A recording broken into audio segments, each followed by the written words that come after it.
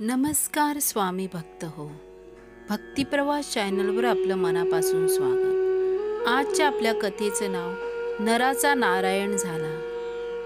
कथा सुरू करण्यापूर्वी जर कोणी या चॅनलवर नवीन असेल तर त्यांनी चॅनलला सबस्क्राईब करायला विसरू नये. त्यामुळे स्वामींच्या अशाच नवनवीन लीलांचा अनुभव आपल्याला घेता येईल. तर कथेला सुरुवात करूया. इसवी सन 1838 मध्ये पुण्यात गंगूताई आणि बळवंतराव बिडकर यांच्या पोटी रामानंद बिडकरांचा जन्म झाला.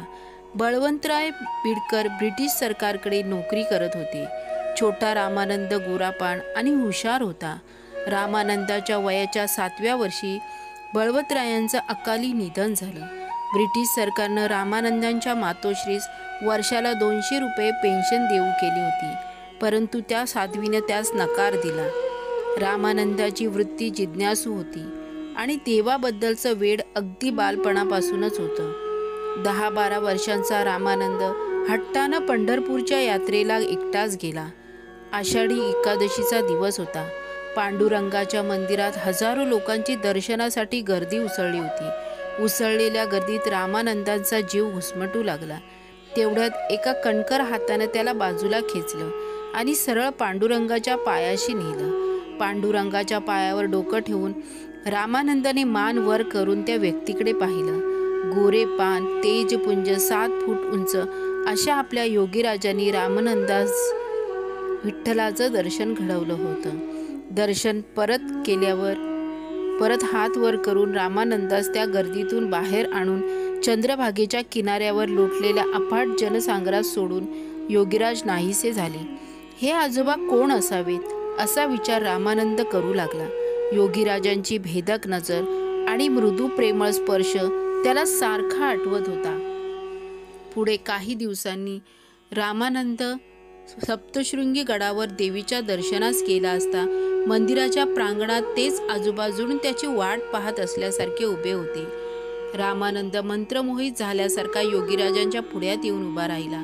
योगीराजांनी त्याचा हात धरून सप्तशृंगी देवीच्या मंदिरात प्रवेश केला. योगीराजांनी रामानंदाच्या हातात विडा ठेवला आणि देवीस तांबूल भरवण्यास सांगितले. रामानंदाने देवीच्या मुखात तांबूल ठेवताच योगीराज देवीस म्हणाले, महामाये, माझ्या बाळास प्रसाद दे. देवीच्या मुखातील विडा त्या क्षणी रामानंदाच्या हातात पडला. देवीचे पुजारी हे सर्व आश्चर्यचकित होऊन पाहत होते. योगीराज रामानंदास बाहेर घेऊन आले. मंदिराच्या प्राकारात पोहोचल्यावर रामानंदाने काही विचारायच्या आत योगीराज परत नाहीसे झाले. दुसऱ्यांदा योगीराजांचे दर्शन झाल्यावर रामानंद विचारात पडला की या आजोबांचा माझ्याशी काय संबंध असावा. पुण्यात परत आल्यावर हरहुन्नरी रामानंदाने जड जवाहीर आणि सुगंधी द्रव्यांचा व्यापार चालू केला. व्यवसाय उत्तम चालू लागला. पैसेही मुबलक मिळू लागले. केळगावच्या रामजी पाटलांची कन्या राणूबाई बरोबर त्यांचा विवाह संपन्न झाला. सुगंधी द्रव्याच्या व्यवसायासाठी खूप भ्रमण होऊ लागले. रामानंदाच्या मनात आता किमयेची विद्या शिकावी असे येऊ लागले.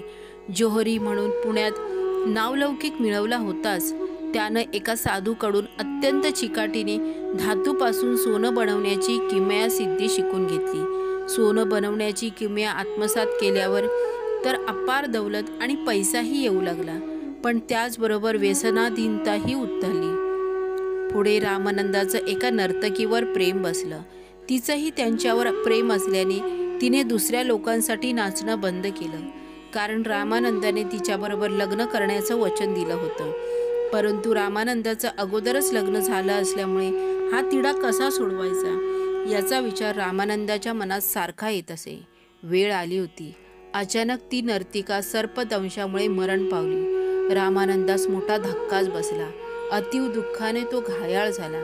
नर्तिकेवर जीव जडला होता, त्यामुळे आपल्या जगाप्रती वैराग्य आले. संसारात दुःखाची प्राप्ती झाल्यावर माणसास अध्यात्माची आठवण येते. मनशांती आणि समाधानासाठी रामानंद अध्यात्मात काही उपाय मिळतो का ते शोधू लागला. याच वेळी एक रामदासी माणसाने उपहासाने हसून म्हटलं की अध्यात्म म्हणजे इतकं सोपं आणि येऱ्या गाबाळ्याचं काम नाही. तुझ्यासारख्या ऐश्वर्यात लोळणारा माणूस अध्यात्मात काय प्रगती करेल? अध्यात्मात मिळेल तरी काय? रामदासीपणाचा टोमणा जिद्दी रामानंदाच्या जिवारी लागला. रामानंदाने मनाशी ठरवले की पाहूच आता अध्यात्म म्हणजे काय. रामदासीचा टोमणा ऐकल्यावर मनाशी काही विचार करून रामानंदाने आपलं आराध्य दैवत मारुतीच्या मंदिरात जाऊन त्याचा धावा चालू केला. जपाचं अनुष्ठान केलं. तितक्यात रामानंदाच्या कानात देववाणी ऐकू आली, तू अक्कलकोटा श्री स्वामी समर्थांकडे जा. अक्कलकोटा श्री स्वामी समर्थ रामानंदाची वाटच पाहत होते. ते नराचा नारायण करून दाखवणार होते. रामानंद अक्कलकोटास पोहोचले तेव्हा श्री स्वामी समर्थ राजवाड्यात निवासास होते. बुधवार पेठेतील अप्पासाहेब शेरखान यांच्या घरी रामानंदाने मुक्काम केला. श्री स्वामींचं दर्शन झाल्याशिवाय अन्न पाणी ग्रहण करणार नाही अशी प्रतिज्ञा केली. परंतु श्री स्वामी समर्थ राजवाड्यात असल्यामुळे दर्शनात जाता येत नव्हतं आणि स्वामी स्वतः कधी बाहेर येतील हेही सांगता येत नव्हतं. हट्टी आणि निग्रही रामानंद आपल्या प्रतिज्ञेवर कायम होता. अंतर्यामी श्री स्वामींना रामानंदांचा निश्चय माहीत होता. श्री स्वामींनी द्वारपालास राजदरबाराचे दरवाजे उघडण्यास सांगितले. राजाच्या आज्ञेशिवाय द्वारपाल दरवाजा उघडण्यास तयार होईना. परंतु परमात्म्यास कोण अडवणार.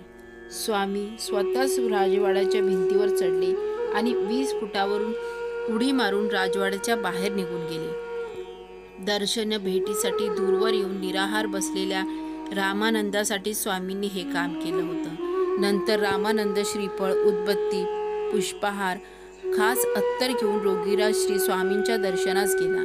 परमात्म्याची पाद्यपूजा करून चरणावर मस्तक ठेवलं. स्वामींनी रामानंदास विचारलं, काय रे, माझ्या पाया पडतो आहेस? धीट रामानंदाने उत्तर दिलं, माझा पाया मजबूत करा. स्वामी मंदपणे हसले आणि म्हणाले, अभी यहाँ से चले जाओ, तुम्हारा काम हो गया.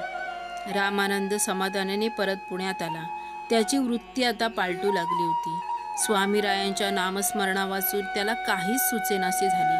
त्याच्या अंतरंगात पूर्वकर्माचे सारे दोष घालवण्याची प्रक्रिया सुरू झाली होती. रामानंद परत अक्कलकोटास आला. यावेळी दर्शनाबरोबरच उपदेश आणि मार्गदर्शन मिळावं असं त्याला वाटत होतं. तो रात्रंदिवस स्वामींची मनोभावे सेवा करू लागला. एके दिवशी रात्री श्री स्वामींचे पाय चेपत असता श्री स्वामींनी त्याची परीक्षा घेण्याचं ठरवलं.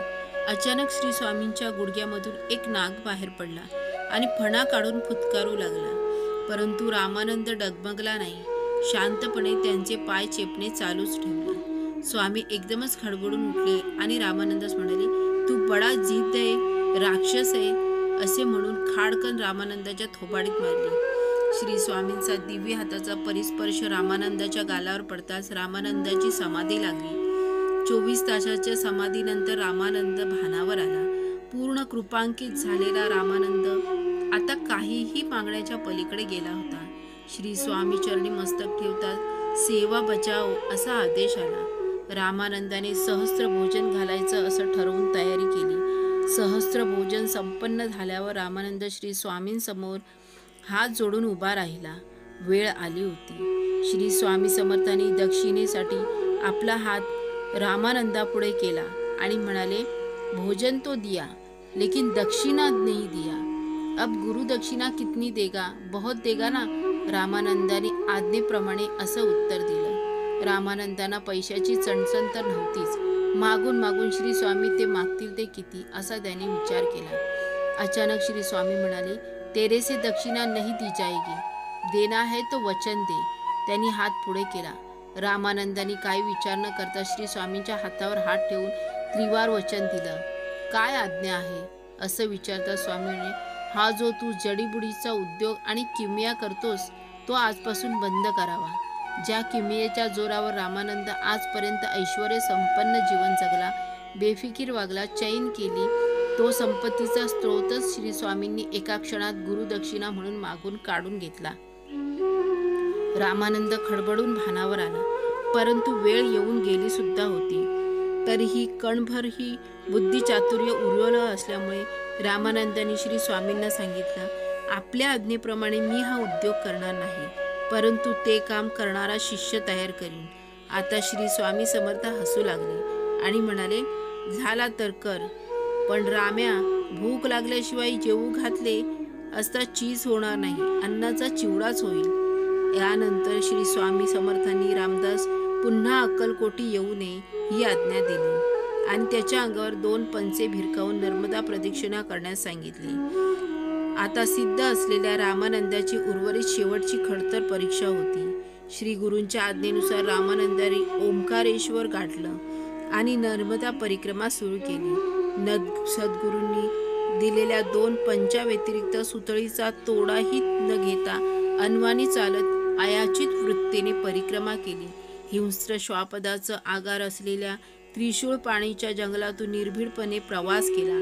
मगरीच्या संचाराने खवळलेल्या डोहातही निर्धास्तपणे उडी घेतली. भोवळ आणणाऱ्या रखरखत्या उन्हातही पायपीट केली. अन्ना पाण्याविना धारदार दगडगोट्यांच्या आणि सराट्यांच्या मार्गातून अनवणी खिंडताना रक्तबंबाळ झालेल्या पायांची तमा बाळगली नाही. केवळ गुरु आज्ञापालन हा या हेतूने अचल निष्ठेने ते नर्मदा परीक्षणा करीत होते. एके रात्री जंगलात वास्तव्यास असता श्री स्वामी समर्थ समोर प्रकट झाले. त्यांच्याबरोबर नर्मदा मैयाही रामानंदास आशीर्वाद देण्यासाठी आली होती. नर्मदा मैयाने रामानंदास अमृतासारखं मधुर दूध प्रासूत म्हणून दिले. रामानंदाने नर्मदा मैयाच्या पायावर डोकं ठेवून आशीर्वाद घेतला. श्री स्वामी समर्थ कौतुकाने आपल्या या शिष्योत्तमास निहाळत होते. नंतर रामानंदाने श्री स्वामींचे पाय धरले. श्री स्वामींचा कृपाशीर्वादाचा हात त्यांच्या डोक्यावर होता. रामानंद आता पूर्ण विरागी, निर्मोही, निरहंकारी आणि निश्चय झाली. नराचा नारायण बनण्याची प्रक्रिया आता पूर्ण झाली होती. गुरु आणि शिष्य एकच झाले होते. यापुढे श्री स्वामी समर्थांची ध्वजा त्यांना पुढे चालवायची होती. मानस सरोवराच्या तीरावरील तो ओंकार ध्वनी रामानंद महाराज बनलेल्या शिष्योत्तमाच्या चिदाकक्षात उमटू लागला. अजून एका लीला सहचार्यास श्री स्वामी समर्थांनी मार्गस्थ केले. स्तोत्र संपत्तीचा रामानंदाचा गुरुदक्षिणा म्हणून घेतला. श्री स्वामींचा वरदहस्त मिळता नराचा नारायण झाला. श्री स्वामी समर्थ.